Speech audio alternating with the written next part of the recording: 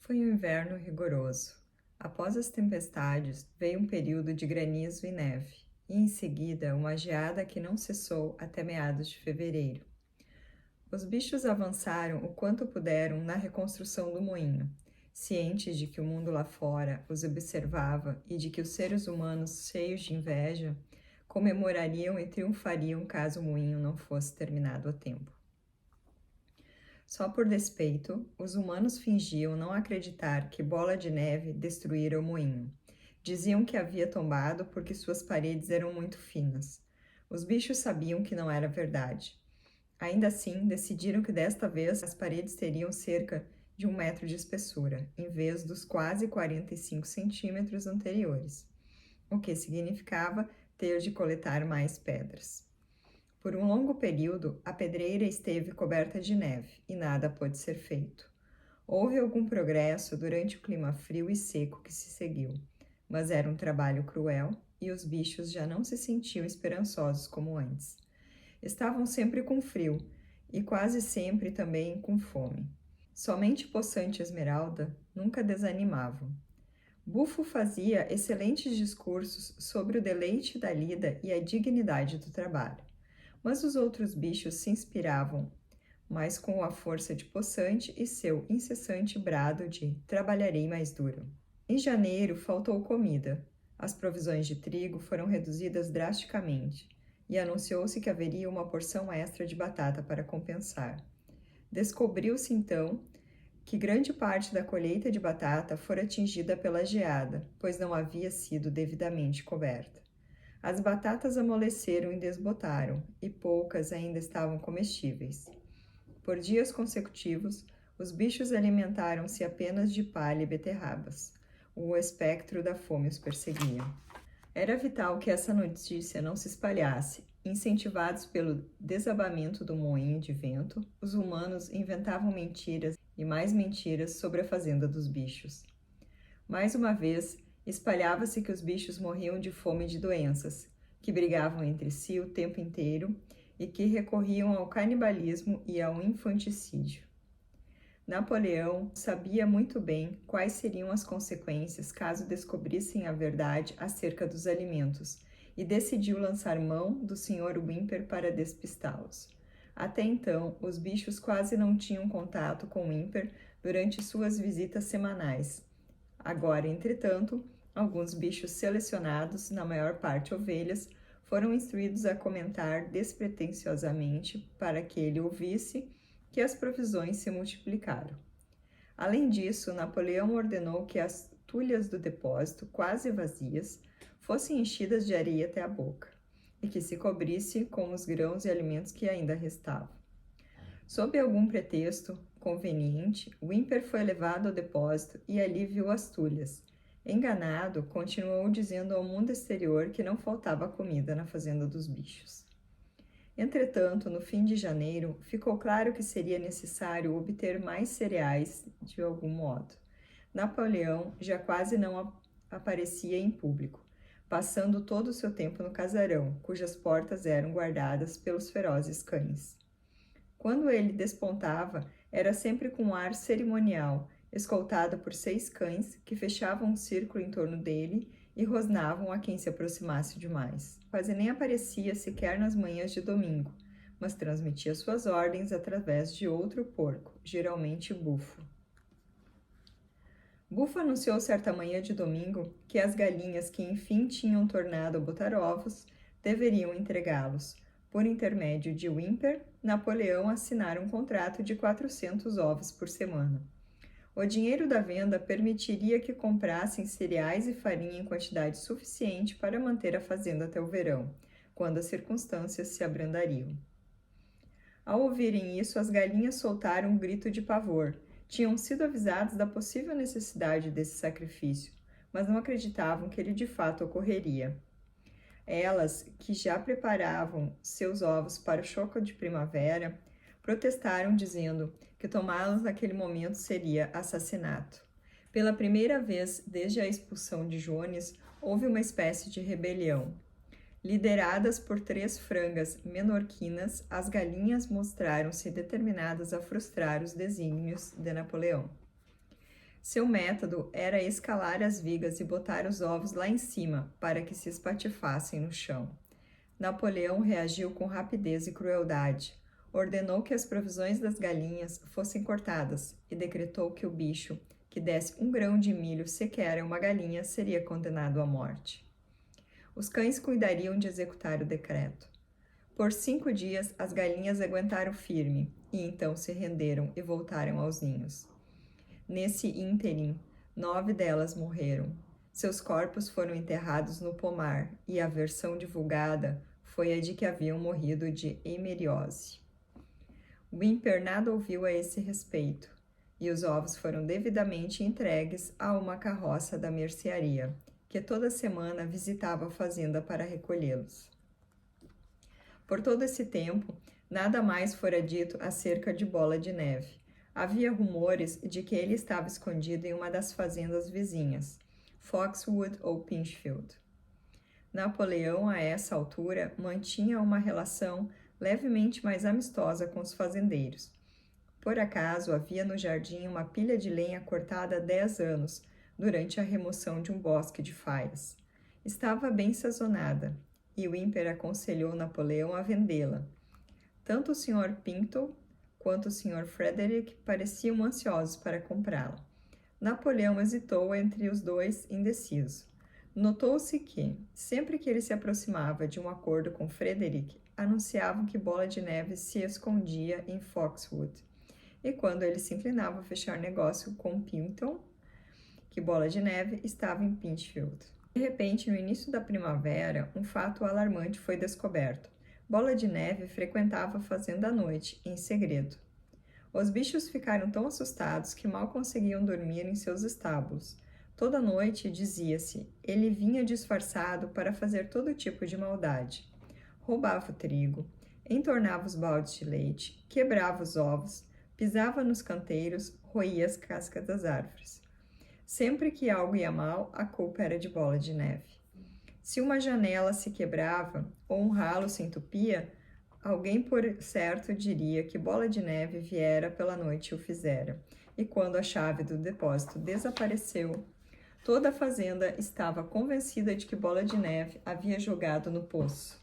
Curiosamente, continuaram acreditando nisso mesmo após a chave ter sido encontrada debaixo de um saco de farinha. As vacas declararam que Bola de Neve lhes invadira o estábulo e as ordenhara enquanto dormiam. Quanto aos ratos, que causaram muitos problemas no inverno, diziam ter formado uma aliança com Bola de Neve. Napoleão decretou que as atividades de Bola de Neve deveriam ser investigadas. Acompanhado de seus cães, fez uma cuidadosa ronda de inspeção pelas instalações da fazenda, seguido à distância pelos outros bichos. Entre curtas caminhadas, Napoleão parava e farejava o chão à procura das pegadas de Bola de Neve, que detectava, segundo ele dizia, pelo cheiro. Farejou cada canto do celeiro, do estábulo, das granjas, da horta, e encontrou vestígios de Bola de Neve em praticamente todo lugar.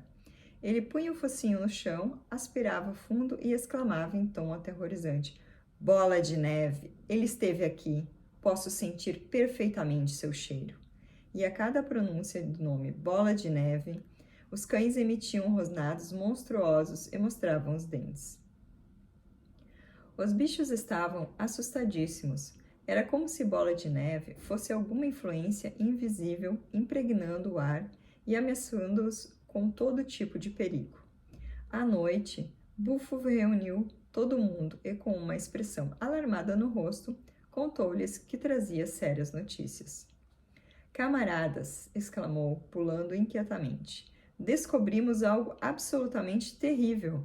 Bola de Neve se vendeu para Frederick, da fazenda Pinchfield, que está neste momento conspirando para nos atacar e tomar nossa fazenda. Bola de Neve deverá guiá-lo quando o ataque ocorrer. Há, porém, algo ainda pior.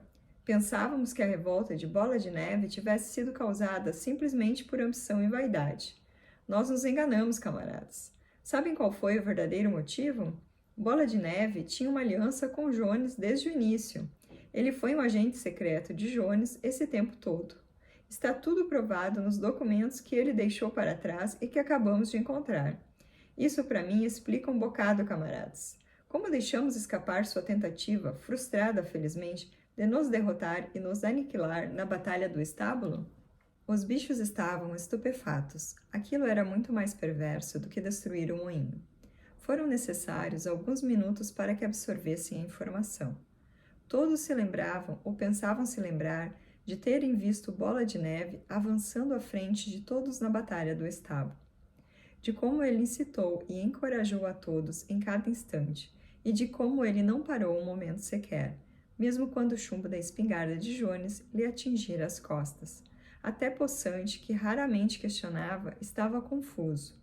Ele se abaixou, cobriu os olhos com os cascos dianteiros e, com muito esforço, tentou formular seus pensamentos. Não acredito, disse ele. Bola de Neve lutou bravamente na batalha do estábulo. Eu vi com meus próprios olhos. Não o condecoramos herói animal primeira classe logo após a batalha? Isso foi erro nosso, camarada, pois agora sabemos, está tudo escrito nos documentos secretos que descobrimos, que ele, na verdade, tentava nos conduzir rumo à nossa desgraça. Mas ele tinha se ferido, disse Poçante. Todos nós o vimos sangrar enquanto corria. Aquilo foi parte de seu plano, gritou Bufo. O disparo de Jones o acertou de raspão. Eu poderia lhe mostrar isso escrito com a letra dele, se você soubesse ler. Tramaram para que Bola de Neve, no momento crucial, desse o sinal de recuada e abrisse o campo para o inimigo. E ele quase teve sucesso. Ouso dizer, camaradas, que ele teria tido sucesso não fosse por nosso heróico líder, camarada Napoleão. Vocês não lembram como, bem na hora em que Jones e seus homens entraram no jardim, Bola de Neve imediatamente deu meia volta e fugiu, seguido por muitos bichos? E não lembram também que foi naquele exato momento, quando o pânico tomava conta e tudo parecia perdido, que o camarada Napoleão tomou a frente com um brado de morte à humanidade e afundou suas presas na perna de Jones? Por certo, vocês se lembram disso, não é, camaradas? Exclamou Bufo, pulando de um lado para o outro. Diante da descrição tão vívida de Bufo, os bichos tiveram a impressão de se lembrarem daquilo. De qualquer maneira, eles lembravam que no momento crucial da batalha, Bola de Neve fugira. Poçante, porém, continuava incomodado. Não posso acreditar que Bola de Neve tenha sido um traidor desde o início, disse finalmente. O que ele fez depois é outra história, mas para mim ele ainda era um bom camarada na batalha do estábulo. Nosso líder, o camarada Napoleão, replicou Bufo, com vagar e firmeza, declarou categoricamente, camarada, que Bola de Neve era um agente de Jones desde o início. Sim, e desde muito antes da rebelião ter sido sequer cogitada. Ah, mas isso muda tudo, disse Poçante. Se o camarada Napoleão diz, deve ser verdade. E seu espírito, camarada? Bufo exclamou. Mas era perceptível a horrenda expressão que lançava a Poçante com seus olhos cintilantes. Virou-se e, antes de ir embora, acrescentou: alerto a todos os bichos desta fazenda para que fiquem de olhos bem abertos, pois temos motivos para crer que agentes secretos de Bola de Neve estejam entre nós nesse instante. 4 dias depois do entardecer, Napoleão ordenou que todos os bichos se encontrassem no jardim. Estando todos reunidos, Napoleão despontou no casarão, vestindo suas 2 medalhas, pois há pouco havia se condecorado herói animal, primeira e segunda classe, acompanhado de seus 9 imensos cães, que brincavam entre si e dirigiam arrepiantes rosnados para os bichos. Todos se encolheram, mudos, pressentindo que algo terrível estava para acontecer. Austero, Napoleão encarava seu público e então emitiu um ganido estridente. Os cães, num súbito salto, agarraram 4 dos porcos pela orelha, arrastando-os entre guinchos de dor e medo até os pés de Napoleão. As orelhas dos porcos sangravam. Os cães sentiram o gosto do sangue e por alguns instantes pareciam ter ido à loucura. Para surpresa geral, 3 deles se atiraram contra a Poçante, que se adiantou e com seu grande casco atingiu um cão no ar e afundou no chão. Ele ganiu implorando por misericórdia, enquanto os outros 2 fugiam com o rabo entre as patas. Possante olhou para Napoleão para saber se devia esmagá-lo ou soltá-lo. O semblante de Napoleão mudou, e ele rispidamente ordenou que Possante deixasse-o ir, ao que ele levantou a pata, e o cão correu para longe, ferido e uivando. O tumulto cessou de imediato. Os 4 porcos aguardavam trêmulos, com a culpa estampada em cada linha do seu rosto. Napoleão mandou confessarem os crimes. Eram os mesmos 4 porcos que protestaram por Napoleão abolir as assembleias dominicais. Sem mais delongas, eles confessaram que mantinham contato com Bola de Neve em segredo desde sua expulsão, que haviam participado da destruição do moinho e que haviam entrado em acordo com ele para entregar a fazenda ao Sr. Frederick. Acrescentaram que Bola de Neve admitira em particular ter sido um agente secreto de Jones pelos últimos anos. Ao terminarem a confissão, os cães prontamente lhes rasgaram as gargantas, e Napoleão inquiriu, em um terrível tom de voz, se mais algum bicho tinha confissões a fazer. As 3 galinhas que lideraram a tentativa de rebelião em defesa dos ovos tomaram posição à frente e disseram que Bola de Neve havia aparecido para elas em um sonho, instigando-as para que desobedecessem às ordens de Napoleão. Elas também foram massacradas. Então um ganso tomou posição à frente e confessou ter escondido 6 espigas de trigo durante a colheita do último ano para comê-las à noite. Uma ovelha confessou ter urinado no lago, incentivada a fazê-la por Bola de Neve, disse. E 2 outras ovelhas confessaram ter matado um carneiro idoso, fervoroso seguidor de Napoleão, perseguindo-o ao redor de uma fogueira enquanto ele tinha crises de tosse. Foram todos assassinados ali mesmo. E entre a saga de confissões e execuções se seguiu até que uma pilha de cadáveres se ajuntasse aos pés de Napoleão, e o ar pesasse com o cheiro de sangue, o qual não se sentia desde a expulsão de Jones. Quando tudo acabou, os bichos restantes, com exceção dos porcos e dos cães, recolheram-se entre si. Estavam abalados e sentiam-se miseráveis. Não sabiam o que era mais aterrador, se a traição dos bichos que se aliaram à Bola de Neve ou o cruel revide que ali presenciaram. Nos dias de outrora, cenas igualmente terríveis de derramamento de sangue eram comuns, mas a todos parecia muito pior agora, que ocorria entre eles. Desde que Jones deixara a fazenda, até então, nenhum bicho havia matado outro bicho, nem mesmo um rato tinha sido morto. Dirigiam-se ao pequeno outeiro do moinho em construção, e todos ao mesmo tempo se abaixaram, amontoando-se em busca de calor. Esmeralda, Muriel, Benjamin, as vacas, as ovelhas e todo o mundo de gansos e galinhas, todos em verdade, exceto a gata, que desaparecera logo antes que Napoleão ordenar que os bichos se reunissem. Por algum tempo nada foi dito. Somente Possante permaneceu de pé. Impaciente, não ficava parado, sacudindo seu longo rabo negro e ocasionalmente deixando escapar um relincho de surpresa.